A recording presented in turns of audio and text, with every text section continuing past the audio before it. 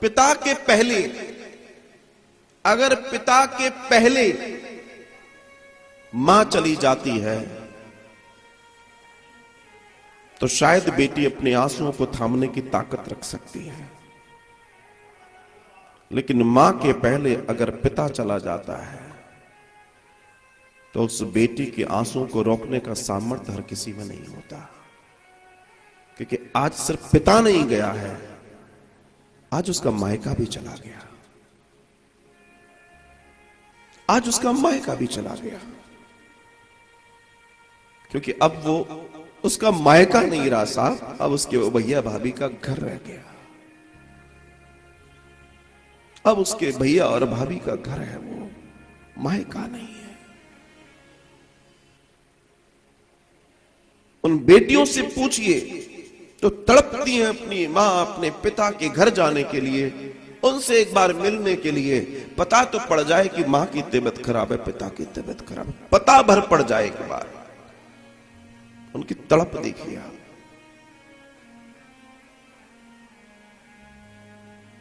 एक मेरे संज्ञान में घटना आई कि बेटा बेंगलोर में किसी कंपनी में, बेटी कनाडा में सेटल, और पिता या मां कोई जो भी आखिरी था वो देहांत हुए। वो बेंगलोर से नहीं पहुंच पाया इंडिया में, वो कनाडा से पहुंच गई पहले वहां पर। ये होती है बेटी।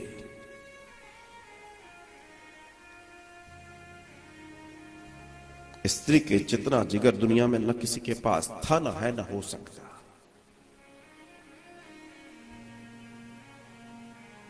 मैं आपके सामने हाथ जोड़ती हूं, मेरे पिता की लाज बचा लीजिए। बेटी सब सहन कर सकती है अपने पिता के लिए, मां के लिए सुन लेगी एक बार, पिता के लिए नहीं सुन सकती, पिता के लिए नहीं सुन सकती। क्योंकि वो उसका हीरो है, उसका स्वाभिमान है। सोच है पिता, जिसके कंधे पर बैठकर कई मेले देखे हैं उसने,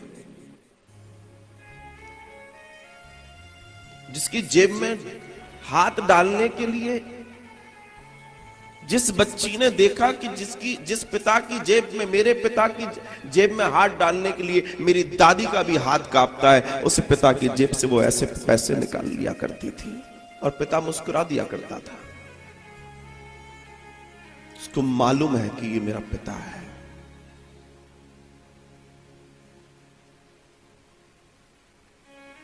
बहुत गहरा रिश्ता होता है। जवान बेटे की लाश पड़ी हो, गारंटी नहीं है कि पिता के आंसू बहुत तेज तेज आए, गारंटी नहीं है। क्योंकि सीना ऐसा बनाया है पिता का। लेकिन साहब वही पिता जो किसी अपने जवान बेटे की लाश पे नहीं रोया, वो जब फूल सी नन्ही सी बेटी विदा होती है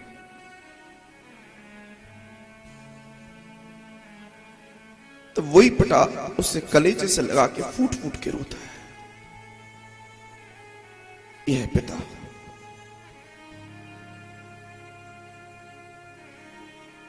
यह है पिता जो न जाने कितने समय के अपने आंसुओं को रोके बैठे रहता है और नहला देता है अपनी बेटी को विदा करते समय, नहला देता है।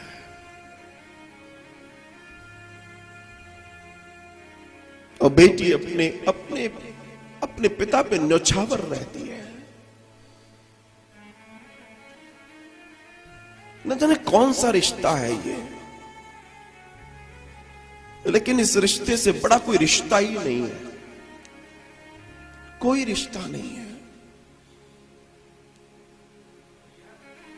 आज इस रमा से समझिए कि इसके ऊपर क्या बीत रही होगी कि इसके पिता का मान सम्मान ठेस पहुंचाए जाने के लिए ये सब कुछ हो रहा है। मेरे पिता के साथ ऐसा किया जाएगा, मेरे पिता के साथ। अरे वो तो मेरे देवता हैं, वो तो मेरे पिता हैं, उनके साथ ऐसा कैसे हो सकता है?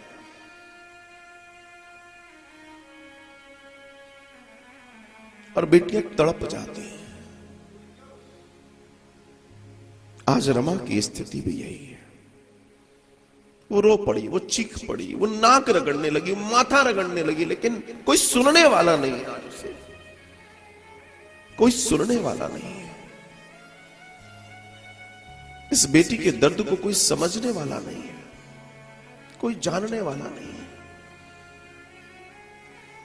काश कोई बेटियों के दर्द को समझे। और कुछ लोग इतने श्रूट, इतने कनिंग होते हैं, इतने होते हैं कि उन्हें मालूम है कि इसको परेशान करने का मतलब बस एक बार इसके पिता को मैं कुछ बोल दूं, ये मचल जाएगी, जैसे बिना पानी की मछली मचल जाती है। इसकी स्थिति वैसी हो जाएगी। लोग जानते हैं। और इन्हीं बेटियों के दर्द को दिखा दिखाकर ब्लैकमेल करके कई अपनी जिंदगी चलाते हैं। दिए जा रहे हैं ससुराल वाले, इसलिए कि बेटी खुश रहे। मिट जाते हैं। लेकिन एक चीज ध्यान रखना, लोभ समुद्र की तरह इसकी कोई तह नहीं है, यह अनंत है। लोभी व्यक्ति को आप जितना दीजिएगा उसका लोभ उतना बढ़ेगा। उसका कोई अंत नहीं है, कोई अंत नहीं है।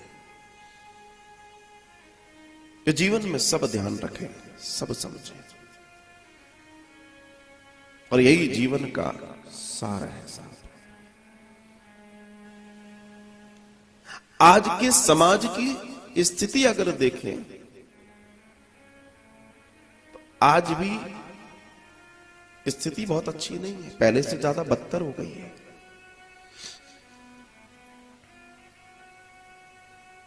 बेटी को ब्याहते समय भी व्यक्ति डाउट में है। कर तो दिया ऐसा, अब देखो अब क्या होगा। पता है इसके पीछे का सबसे बड़ा कारण क्या है? लड़की वालों को पैसे वाला लड़का चाहिए, ऊंचे पद वाला लड़का चाहिए, और लड़के वालों को गुण से मतलब नहीं है, दिखने में ठीक चाहिए, अच्छे परिवार से चाहिए। तो कुल मिला के शादियां कहां हो रही हैं? एग्रीमेंट हो रहे हैं, लेन देन हो रहे हैं। अब ये नहीं सुनने में आता कि उनकी बहुत अच्छी शादी हुई, उनकी इतने करोड़ की शादी हुई, उन्होंने शादी में इतना खर्च किया। तो जब तुम्हारी पूरी की पूरी आइडियोलॉजी पैसे पे टिक गई तो शादी के टिकने की गारंटी क्या है? विवाह कहां टिकेगा भाई साहब, बताइए। फिर विवाह टिक कहां जाएगा? टिक ही नहीं सकता। और यही कारण है कि आज विवाह नहीं टिक पा रहे, नहीं टिक पा रहे, न टिक पाएंगे,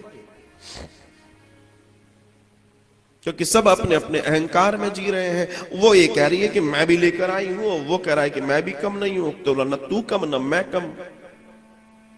अब उन न तू कम न मैं कम के चक्कर में वो बेचारे छोटे छोटे नन्हे मुन्ने, उनकी जिंदगी बर्बाद हो रही है। तुम अपने अहंकारों में जी रहे हो, तुम्हें कुछ समझ नहीं आ रहा। तुमसे ज्यादा नालायक कोई नहीं हो सकता। तुम उन नादानों की जानिए कि उनके जीवन का क्या हो रहा है, जो दिन रात कुत्ते बिल्ली की तरह लड़ते हुए अपने माता पिता को बेडरूम में देख रहे हैं।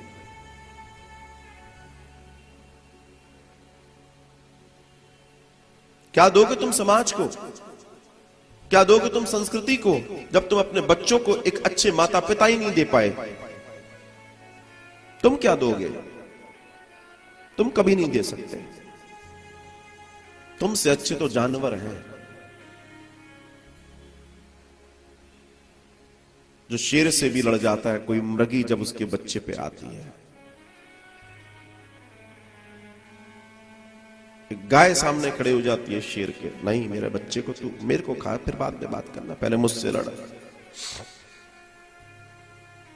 ये अंतर है समाज की इस व्यवस्था में। जो सबसे बड़ी गड़बड़ है वो ये है, सारा कुछ दाम लग चुका है, हर चीज का दाम लग चुका है। दूल्हा बिक रहा है और खरीदने वाले खरीद रहे हैं। और एक चीज की बस मुझे कोई गारंटी दे दे कि जब कोई चीज बिकने वाली ही है, तो ये क्या गारंटी है कि दूसरी बार नहीं बिकेगी, तीसरी बार नहीं बिकेगी, चौथी बार नहीं बिकेगी, पांचवी बार नहीं बिकेगी, बार बार नहीं बिकेगी। जिसने अपना दाम लगवा ही लिया तो फिर खरीदारों की कमी थोड़ी है।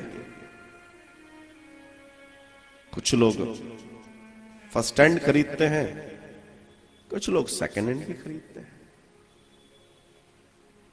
क्या दिक्कत है? लेकिन ये सब क्यों हो रहा है? लोभ के कारण। इसके पीछे जो जड़ है वो लोभ है। और जिस पल हम इस स्थिति को जान और समझ पाएंगे, देन एंड देन हम अपने जीवन को सुगम और सहज कर पाएंगे।